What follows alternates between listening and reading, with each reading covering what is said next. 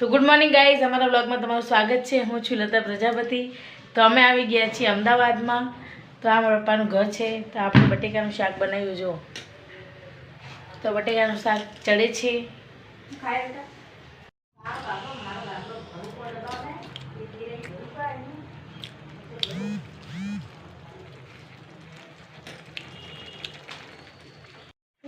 તો રાજભાઈ તો જો રેડી થઈ ગયા। શું માંગો બેટા?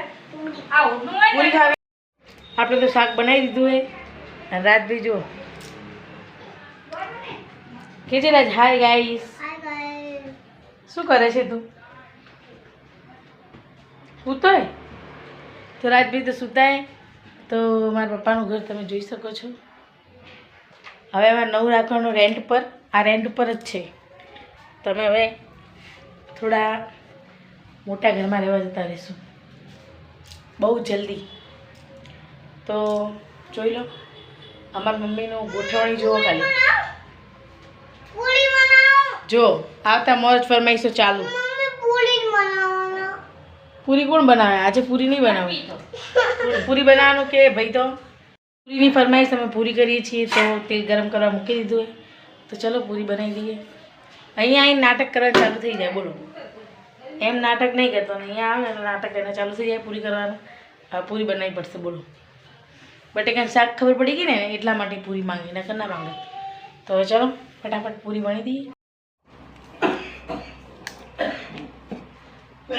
તો રાત માટે પૂરી વણાઈ ગઈ છે। ચલો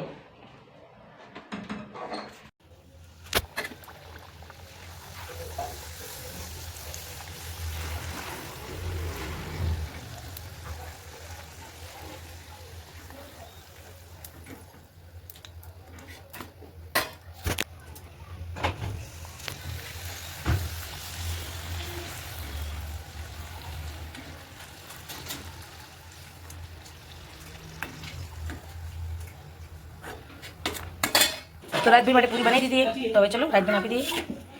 જમવા બેસી ગયા। રાજભાઈ કેવી લાગે મમ્મી પૂરી? કેવી બનાવી છે? મસ્ત। અહીંયા બટેકાનું શાક છે જે રાજભાઈને નહીં ભાવતું। ભાવે બટેકાનું શાક ખાવું હોય? કેટલું થોડું આપે?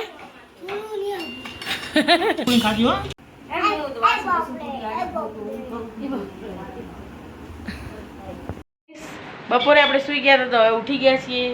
એટલે હમણાં નહીં, ક્યારની ઉઠી ગઈ હો। તો ઘડિયાળમાં વાગી ગયા છે 5 અને આપણે જવાનું છે બજારમાં। તો રેડી થઈ ગયા આપણે। તો રાજભાઈને રેડી કર્યા જો। રાજભાઈ પણ રેડી થઈ ગયા જો। હાય કીધી, હાય રાજ। તારે શું પહેરવાનું? બૂટ પહેરવાના? ક્યાં જવું હોય તારે? મારે બૂટ પહેરવાના છે। તું પહેરી લે, ચાલશે। માસી પહેરાવે ને? રજુ પહેરાવે।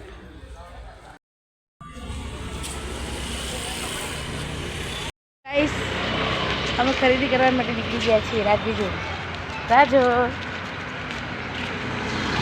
તો ચાલો આપણે ખરીદી કરી લઈએ ફટાફટ। માર્કેટમાં આવ્યા તો મામાએ કીધું કે પકોડી ખાઈ લો। તો આપણે તો પકોડી ખાવા લાગ્યા। તો જો ગાઈસ પકોડી કેવી છે આપણે નજીકથી બતાવીએ, તમને બધાને ખબર પડે ને કે કેવી લાગે પકોડી। તો કોને કોને પકોડી જોઈને મોઢામાં પાણી આવે છે? તો મારે તો આવી ગયું, તમારા લોકોને આવ્યું પડ્યું। તો હવે જુઓ અહીંયા આપણે જઈએ છીએ। રાજભાઈ જો ચપટ ચપટ ચાલવા માંડ્યા। અહીંયા તો બહુ બધી દુકાનો છે સાડીઓની, પણ આપણે કઈ સાડીની દુકાને જવાનું છે તો તમને લોકોને મારે કહેવાનું નથી। તો ચલો આવી ગયા આપણે સાડીની દુકાનમાં। જો વેરાયટીઓ તો બતાવી છે સાડીઓની। હવે આ ગમાડું એવું બેન બા વિચારી રહ્યા છે। રાજભાઈ તો જો ખાલી દુકાનમાં આવતા બધા ભાઈઓને જોવા માંડ્યા કે કેવી રીતે સાડીઓ બતાવે। તો ગાઈસ આ સાડીમાં કાંઈ લેવાનું નહીં, પણ એને 8,000 ઉપર સાડીનો ભાવ છે। અને આ સાડી તમે જોઈ શકો। આપણે પણ ટ્રાય કરી લઈએ। ચલો જો આ સાડી કેવી લાગે મારા ઉપર। પછી જે સાડી સારી લાગતી હોય કોમેન્ટ કરજો। આની પ્રાઇસ સાંભળી તમારે ને આંખમાં પાણી આવી જશે। પણ લાગે છે બહુ મસ્ત। અને જો આ નહીં, આ મારા ઉપર વધારે સારી લાગે, પણ આની પ્રાઇસ પણ એવી જ છે। તો રાજભાઈ તો જો હવે પાછા રિટર્ન જવા માંડે, આપણે તો ઘરે આવવા માંડે. આપણે તો આવી ગયા હતા બજારમાં. તો આપણે જે શોપિંગ કરવાની કરી દીધી, પણ એ શોપિંગ તમને બતાવવામાં નહીં આવે, કેમ કે એ શોપિંગ અમારી મેરેજની છે, મારા બહેનના મેરેજની. એ શોપિંગ તમને બતાવવામાં નહીં આવે કે હમણાં શું અમે સિલેક્ટ કરીને લીધું છે. ઓકે, તો અમારા વિડીયોમાં છેક સુધી બનાવી રહેજો. રાજ શરબત શું ગોતે બેટા? રજુ માસી લઈ લીધો. અને તું તિલક ક્યાંથી કરીને આવ્યો રાજ? કે હનુમાનના મંદિરથી કે?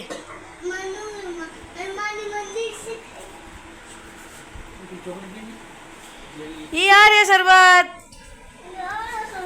આ છે ને શરબત, એ શેરડીનો શું ના કહેવાય? શું ખાય બેટા? શું પણ એને શું કહેવાય? શું કહેવાય? શક્કરટેટી કહેવાય. શું કહેવાય? મમ્મી હામું જોજે કે હાય ગાઈસ, હું શક્કરટેટી ખાઉં છું.